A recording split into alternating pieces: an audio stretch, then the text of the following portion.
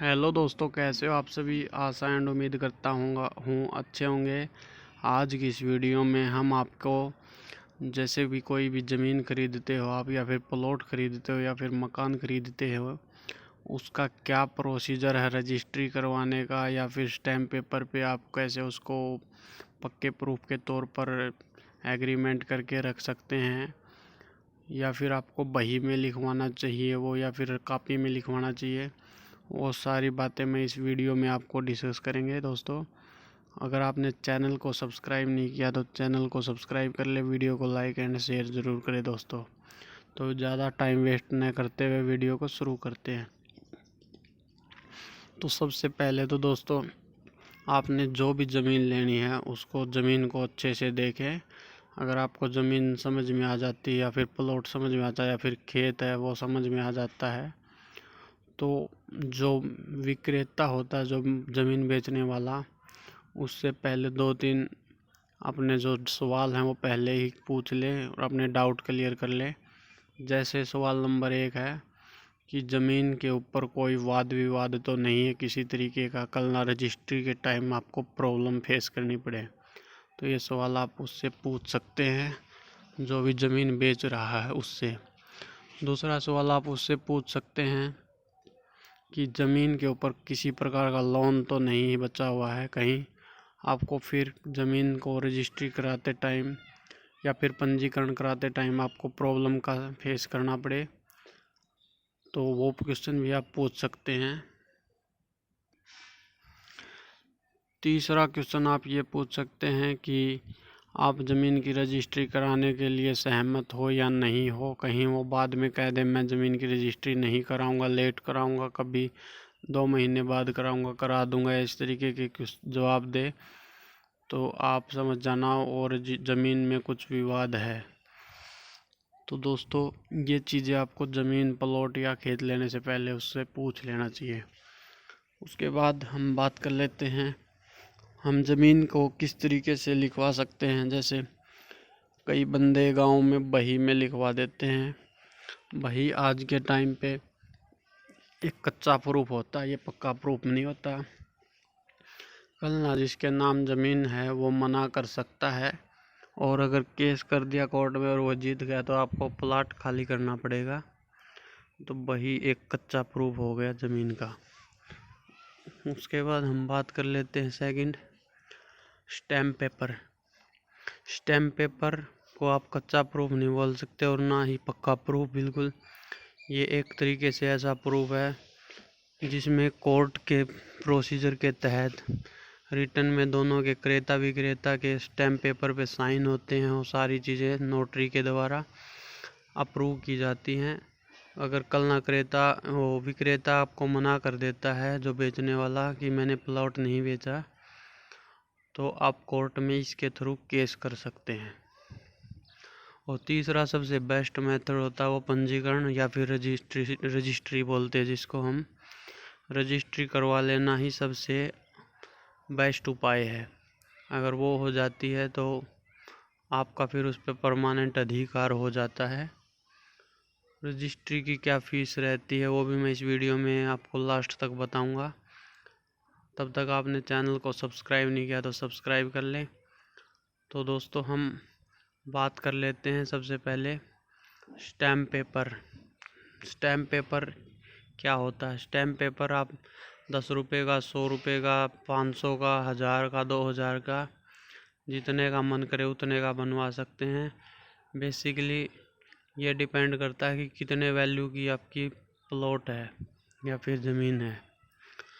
100 रुपये वाला stamp paper चल जाता है। जैसे 100 रुपये का स्टैम्प पेपर है, ये मैंने बनवाया है किसी बंदे का। तो इसके लिए क्या क्या आपको डॉक्यूमेंट्स की ज़रूरत पड़ेगी, ये कोर्ट में जाके बनता। दोस्तों, जो भी प्लॉट को बेचने वाला है या फिर ज़मीन को बेचने वाला है, उसकी ज़मीन की रजिस्ट्री या फिर फ़र्द होनी ज़रूरी है, फ़ोटोकॉपी, फ़र्द की फ़ोटोकॉपी, और उसमें उसका नाम होना ज़रूरी है।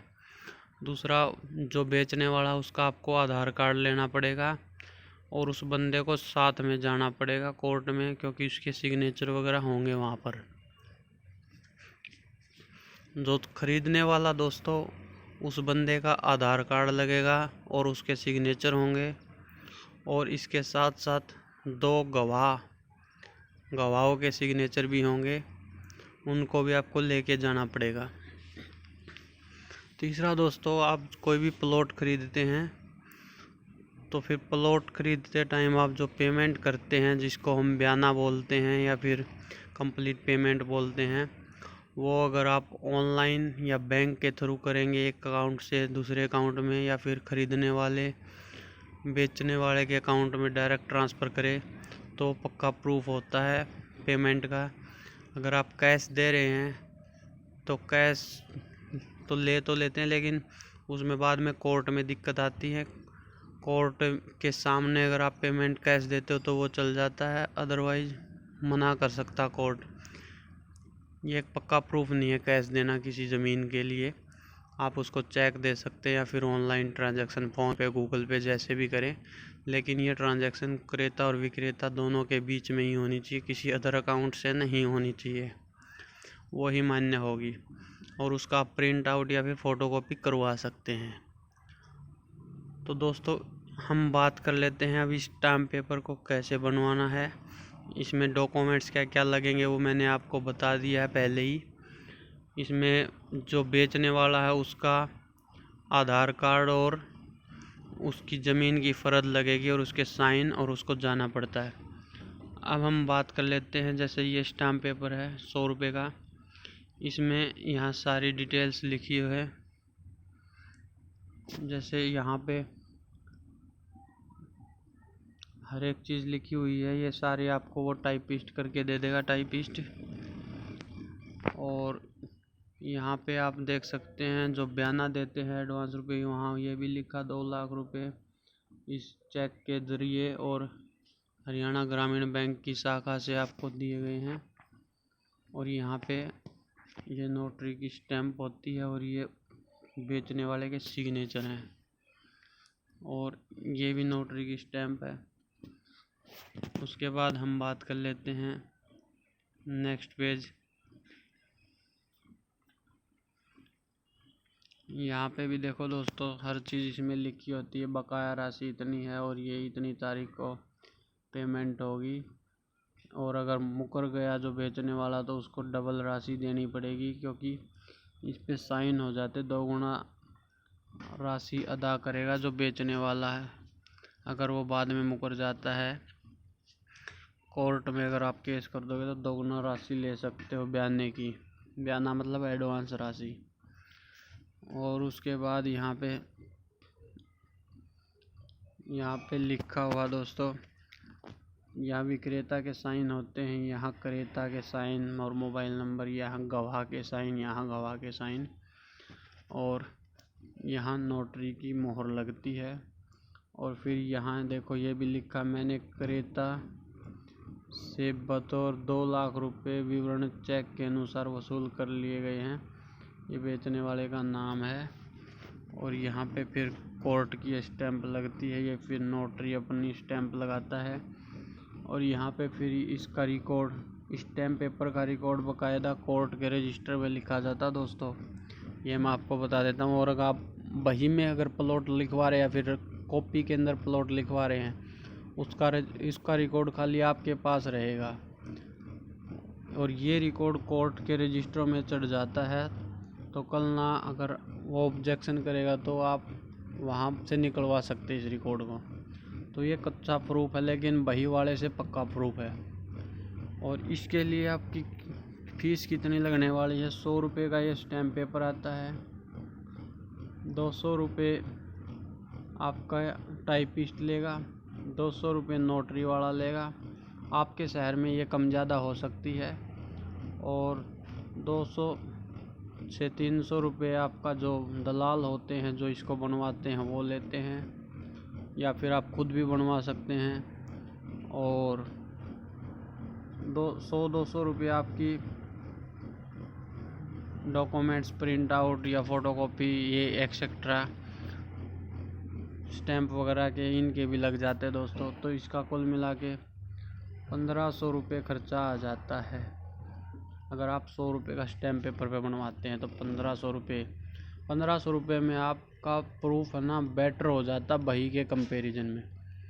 लेकिन रजिस्ट्री के कंपैरिजन में ये अभी भी वीक है, कमज़ोर सबूत है। अगर आपको परमानेंट पंजीकरण करवाना तो आप रजिस्ट्री करवाएं, अदरवाइज इससे भी काम चला सकते हैं। तो दोस्तों ये मैंने स्टैम्प पेपर के बारे में बताया। रजिस्ट्री कराते टाइम भी आपको यही डॉक्यूमेंट लेके जाने हैं, विक्रेता के आधार कार्ड और विक्रेता का ज़मीन की फ़र्द, और प्लस में विक्रेता को साथ में लेके जाना पड़ेगा। और हो सके तो जो प्लॉट लिया वहाँ पे चारों दिशाओं से आपको विक्रेता और क्रेता को इकट्ठे खड़े होकर फ़ोटो भी लेना होता है। दोस्तों फ़ोटो ले लोगे तो और भी बेस्ट रहेगा। उसके बाद हम बात कर लेते हैं, क्रेता को अपना आधार कार्ड और पैन कार्ड लेके जाना, और जो बैंक में जो ट्रांजैक्शन की है उसकी फ़ोटोकॉपी लेके जानी है। और फिर आपको कोर्ट में जाना है। और कोर्ट में दोस्तों अलग अलग स्टेट के हिसाब से, स्टेट में डिस्ट्रिक्ट के हिसाब से फ़ीस होती है। जैसे किसी स्टेट में या फिर किसी डिस्ट्रिक्ट में ज़मीन का रेट मान लो 20 लाख रुपए एकड़ है, तो वहाँ पे 20 लाख रुपए के हिसाब से गवर्नमेंट फ़ीस हो गई 1500 रुपये गज हो गई मान लो वहाँ ज़मीन। तो गवर्नमेंट फ़ीस मेल के लिए लगेगी 7% और फीमेल के लिए लगती है 5% रजिस्ट्री में। अगर आप प्लॉट को महिला के नाम पे रजिस्टर कराओगे तो आपका 5% खर्चा आएगा गवर्नमेंट की तरफ से। और अगर आप पूरे पुरुष के नाम कराओगे वो प्लॉट या फिर ज़मीन, तो 7% आपको खर्चा देना पड़ेगा गवर्नमेंट को। 2% की आपकी ज़्यादा खर्चा देना पड़ेगा अगर आप किसी आदमी के नाम ज़मीन रजिस्टर करा रहे हो महिला के कंपैरिजन में। तो दोस्तों ये पूरा मैंने आपको इसमें समझाने की कोशिश की है। अगर आपको वीडियो अच्छी लगी हो तो चैनल को सब्सक्राइब करें, वीडियो को लाइक एंड शेयर करें। धन्यवाद दोस्तों, आपका दिन शुभ रहे।